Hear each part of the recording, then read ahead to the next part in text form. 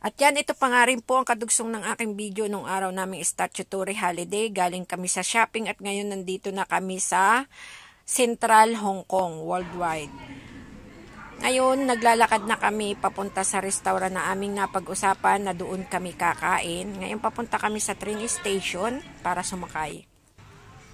At yan, andito na nga kami sa place ng restaurant na aming kakainan. Nga pala, doon kami kakain sa isang grill restaurant, yung stick, yung tuhog-tuhog na barbecue stick. Ngayon may isa kaming friend dito, alam niya yung lugar, kaya sa kanya lang kami sumusunod. Tuwali ako ang nasa huli, syempre nagbibideo. Alam niya kasi ang pasikot-sikot dito.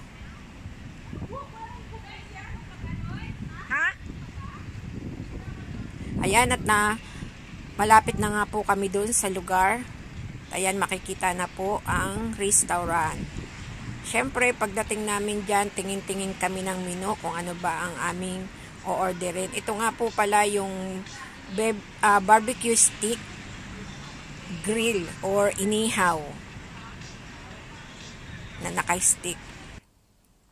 So, ayan, siyempre ako ang nagbibideo sa kanila. At para naman nga po, may pang-upload ako. Nagdi-decide pa kung ano ba talaga ang aming o-orderin. Siyempre yung presyo, nakadepende din. Ayan, nag-selfie-selfie muna kami bago kami umorder. Bali, ito yung harap ng restaurant. Very attractive talaga. Maganda naman siya. At ayon dun sa mga menu na nakadisplay, mukhang masarap naman talaga. At affordable naman yung price nila. Pero syempre kung linggo-linggo sa ganito kakakain ay mahal na yan. Hindi namin afford pag linggo-linggo or every holiday namin dito kami sa ganitong kakain, sa ganitong halaga. Once a month, yan, pwede. Yang menu naman nila ay makikita dito sa harap bago pumasok sa loob. So, dito pa lang pwede ka nang pumili at umorder dun sa counter, then saka ka papasok sa loob. Ayan, nakapag-order na nga po kami at sa loob na namin hihintayin. A few moments later.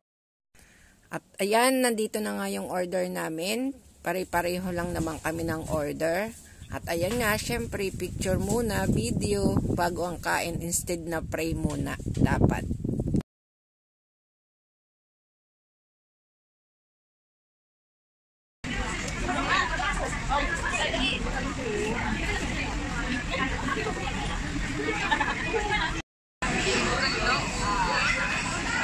Kain tayo.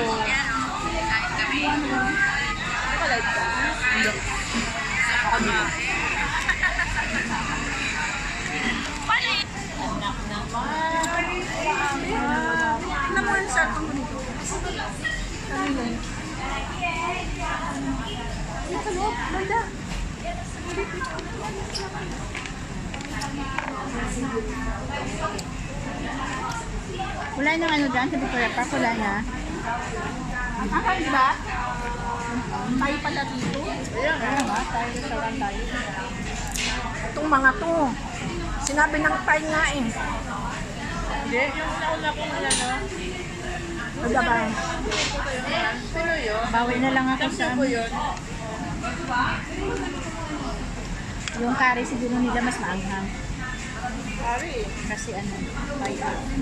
Papaya. Similar lang ang flavor.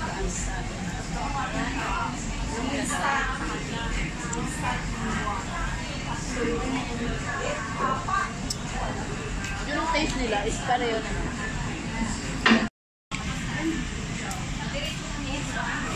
Magmaanghang.